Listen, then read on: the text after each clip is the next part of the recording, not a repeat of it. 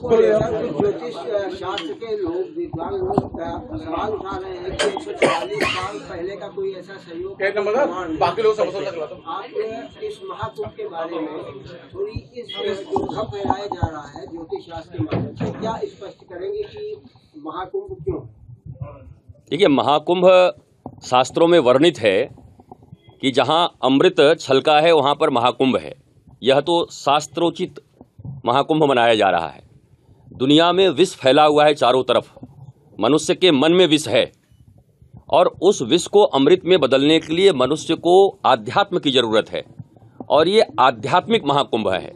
आध्यात्मिक महाकुंभ का अर्थ ये होता है कि आप जीवन में सत्य को खोजें, अपने जीवन को आनंदित बनाएं, अपने परिवार, परिजन, पड़ोसी, राष्ट्र, समग्र विश्व और पूरे यूनिवर्स के साथ आनंदित रहें।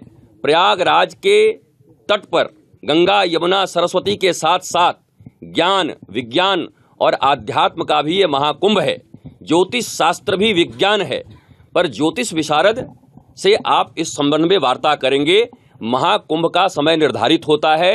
यहाँ मकर संक्रांति अर्थात सूर्य जब दक्षिणायन से उत्तरायण हो रहा है उस समय ये मनाया जाता है। बृहस्पति ग्रह का क्या काम है जो उल्का पिंडों को सोख लेता है, ये वैज्ञानिक बातें हैं। विज्ञान इस पर शोध करता है, विज्ञान इसको जानता है। नासा की स्थापना आज हुई है, परंतु हमारे यहाँ इन सब शास्त्रों में नासा की स्थापना से पहले ही विज्ञान संबंधित सारे के सारे आध्यात्म और धर्म का विवेचना किया गया है। तो यह महाकुंभ लोगों में आनंद, प्रेम और शांति उत्पन्न करेगा। यह महाकुंभ भारत की खोई हुई गरिमा को वापस करेगा। वसुधैव कुटुंबकम, सर्वे भवन्तु सुखिनः, सर्वे सन्तु निरामया। हम संपूर्ण विश्व के मंगल के लिए इस महासंगम में जाकर के स्नान कर रहे हैं और जो भी लोग वहाँ आए हैं, लाखों साधु संत, एक ऑरा क्रिएट हुआ है वहाँ पर।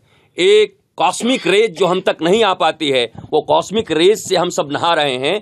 तो विज्ञान, आध्यात्म, धर्म ये सब मिक्स है, लेकिन इसके लिए समय चाहिए समझने और समझाने के लिए। कुछ अभिनेत्रियां बनी हुई हैं जो अभी महामंडलेश्वर को उपाधि मिली है या IITN बाबा है, इस तरह जो एक डाइवर्जन हो रहा है, इसमें ये क्या इनको इनकी स्वीकृति है आचार्यों में और महंतों में और गुरु जी में, सभी सब गुरुओं में? डाइवर्जन कैसे है, मैं ये जानना चाहता हूँ।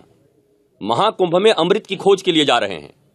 IIT से पास हुआ कोई व्यक्ति जीवन से हार गया है, बचपन में टॉर्चर सह करके, और आज वो सत्य का खोज कर रहा है और सत्य का खोज करते करते वो आए कुंभ में, और कुंभ में आने के बाद उन्होंने अपने जीवन में जो जो कुछ पढ़ा उसे सनातन के साथ रिलेट कर रहे हैं।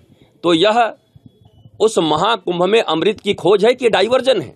किनको डाइवर्जन लग रहा है? ये डाइवर्जन उनको लग रहा है जिनको रील में कम स्थान मिल रही है। सबको स्वीकार्य है, क्यों स्वीकार्य नहीं होगा?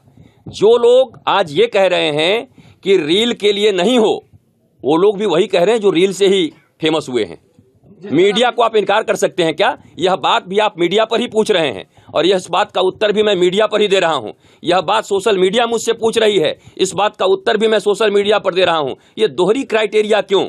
हम फेमस हुए तो बड़ी अच्छी बात, और कोई सत्य रिवील करके आ रहा है तो गड़बड़ हो जा रहा है, डाइवर्ट हो जा रहा है। फिल्म अभिनेत्री की बात करें, ममता कुलकर्णी ने कल उन्होंने अपने जीते जी अपना श्राद्ध दे दिया और उन्होंने कहा है कि अब हम सनातन धर्म की ओर जाएंगे। क्या लग रहा है महामंडलेश्वर की उपाधि उनको मिलने वाली है किन्नर अखाड़े में? देखिए, ये तो आप अखाड़े परिषद के अध्यक्ष से और उन किन्नर अखाड़े के जो महामंडलेश्वर हैं, आचार्य महामंडलेश्वर, उनसे बात करेंगे। मेरा जहाँ तक मानना है कि सनातन संस्कृति में या धर्म में या अध्यात्म में कोई बंधन नहीं होता। कोई भी व्यक्ति, यहाँ रत्नाकर से वाल्मीकि बनने का, बुद्ध ने उंगली माल को 1 सेकंड में उंगली माल से बुद्धत्व की ओर ले जाने का काम किया। तो किसी के भी जीवन में किसी भी क्षण आध्यात्मिक अगर जागृति आती है, उसके भीतर सत्य के प्रति खोज आता है, उसे अपने जीवन को जानने का अवसर प्राप्त होता है, तो हम इसको मना कैसे कर सकते हैं? यह बात कोई भी इस दुनिया का साधारण से साधारण इंसान जो भी इस पृथ्वी पर है, उसे अधिकार है सत्य जानने का, उसे अधिकार है आध्यात्म को समझने का, उसे अधिकार है अपने जीवन के सच को खोजकर स्वयं भी आनंदित होने का और लोगों के बीच आनंद बांटने का। जिस तरह से महाकुंभ चल रहा है, अभी तक लगभग जो है 10 करोड़ से अधिक श्रद्धालु जो आस्था की डुबकी लगा चुके हैं, जिस तरह से व्यवस्थाएं वहां पे हैं, उसको लेके क्या कहेंगे आप? व्यवस्थाएं बहुत अच्छी हैं और आप देख सकते हैं कि जब किसी प्रदेश के लोक सेवक अगर सनातन संस्कृति से, धर्म से, आस्था से जुड़े होते हैं तब व्यवस्थाएं कैसी होती हैं। अगर उन्होंने अच्छा काम किया है तो आपको उनका समर्थन करना चाहिए। लोग कहते हैं बहुत पैसे का खर्च हुआ, मैंने अभी परसों ही कहा मीडिया में कि काफी कम खर्च हुआ है। जहां आध्यात्म से मनुष्य को शांति मिलती है, आनंद मिलता है, प्रेम मिलता है, अमेरिका, स्विट्जरलैंड, जापान, जर्मनी, ये सब बड़े बड़े कंट्री हैं, इकोनॉमी में बहुत आगे हैं, पर शांति नहीं है, जीवन में आनंद नहीं है, पागलपन सबसे ज्यादा है, सबसे ज्यादा आत्महत्याएं हैं। आध्यात्म इनसे हमें बचाता है।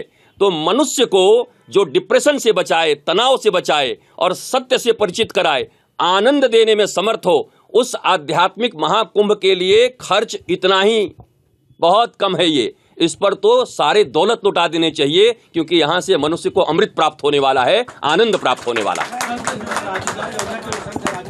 काफी सुर्खियों में आगे अपने वक्तव्य को लेकर।